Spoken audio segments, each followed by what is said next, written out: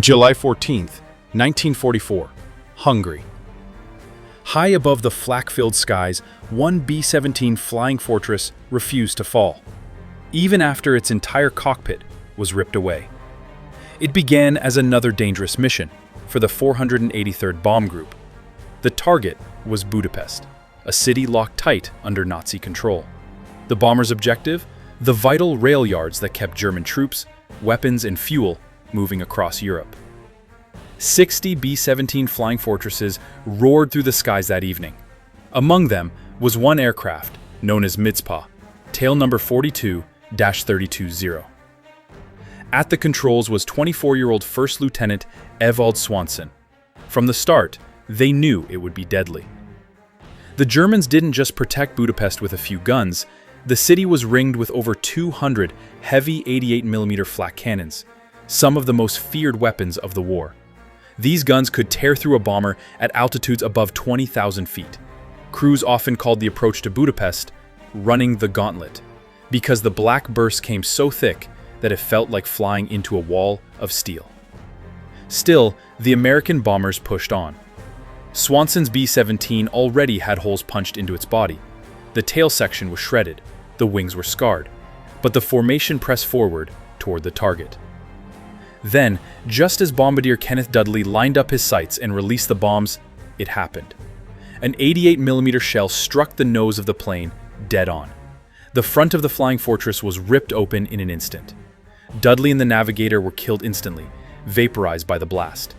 Shards of metal whipped through the cabin, blood and smoke filled the air. The nose section peeled away, leaving nothing but open sky where the cockpit had been. Freezing air at -30 degrees poured in, and the aircraft pitched violently upward. For a moment, it seemed certain that the B-17 would stall and fall into a death spiral. But then, something unbelievable happened. Against all odds, Ewald Swanson gripped what little was left. His hands, covered in blood and frost, fought to steady the fortress. Somehow, with no front glass, no instruments, and no proper controls, he leveled the bomber and brought it back into formation. Nearby crews stared in shock. One gunner from another B-17 later said it was like watching a ghost. A headless aircraft, blood-soaked and shattered, flying as though it still had a will of its own. Inside, the surviving crew worked frantically. The control columns had been blown away. Exposed cables hung loose, whipping in the freezing wind. They grabbed the loose control cables, wrapping them around their arms and shoulders to create leverage. Pulling one side dipped the wing. Pulling hard on both helped keep the nose steady. It was crude, exhausting, and dangerous, but it kept the fortress in the air. The scene was beyond human imagination.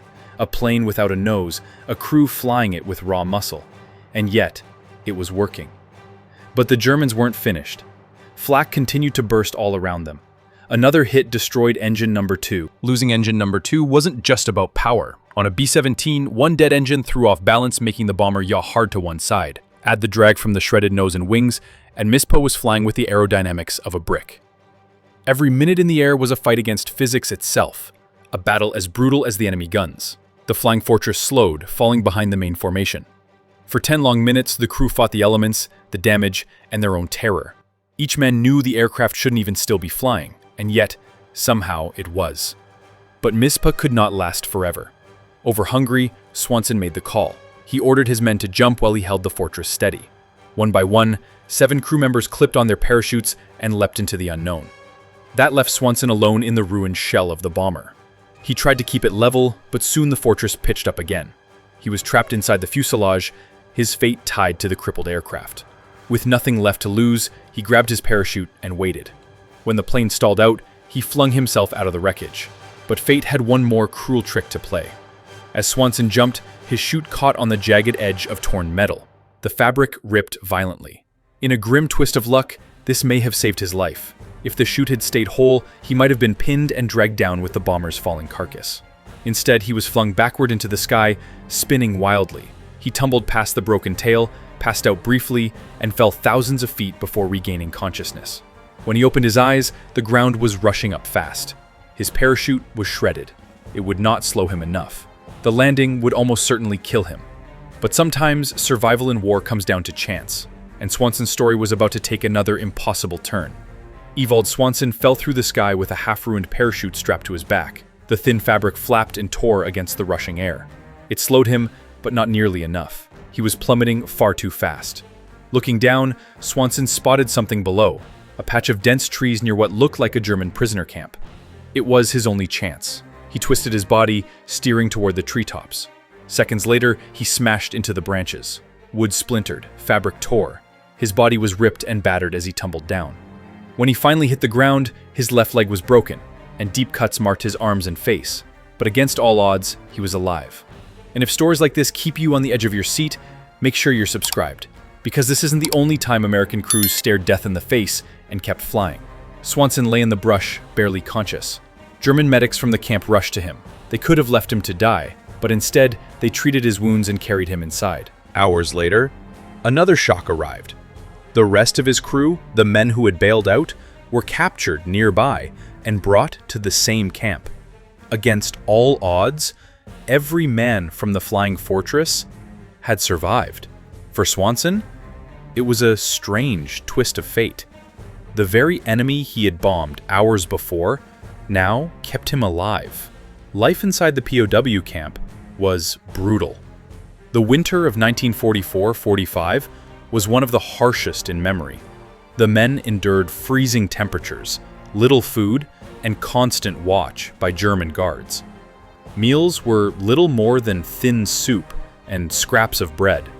The men slept on wooden bunks with lice-infested blankets, shivering through nights where temperatures fell well below freezing. They spent 9 long months in captivity, but even in those conditions, their bond as a crew held them together. They had flown through hell itself, and now they survived it together behind barbed wire. On April 30th, 1945, U.S. forces liberated the camp. Swanson and his men walked free at last. The war was over for them. The story of Swanson's bomber spread quickly. Soldiers couldn't believe it. A flying fortress, flying without its cockpit, kept alive by the sheer will of its crew. For Swanson himself, the nightmare turned into recognition. His bravery and survival earned him promotions, eventually rising to lieutenant colonel. But more than the rank, it was the memory of that day and the men beside him that defined his life. Other crews never forgot what they saw. Imagine looking out from your bomber and seeing another B-17, nose blown clean off, bloodied survivors clinging to cables to keep it flying. It was a sight that blurred the line between machine and man. A fortress without a face, kept alive by raw determination. For those who saw it, the memory was more chilling than anything the Luftwaffe could throw at them. This is where the dark side of the story shows its meaning. The flying fortress wasn't just a machine, it was a symbol. Even torn apart, it kept going. Even without a cockpit, it refused to fall. The B-17 was built tough. It had backup cables, strong fuel tanks, and armor that kept it flying even after heavy damage. Crews often said the fortress could take punishment no other bomber in the war could survive. And here's the controversial line. Maybe the reason stories like this resonate so deeply.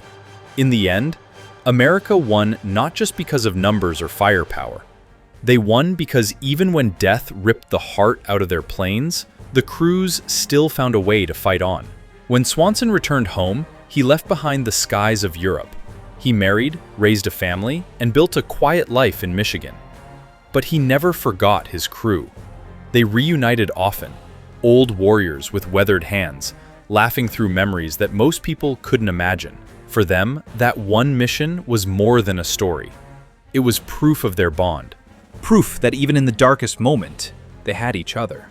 Ewald Swanson lived until 2009, passing peacefully at the age of 89.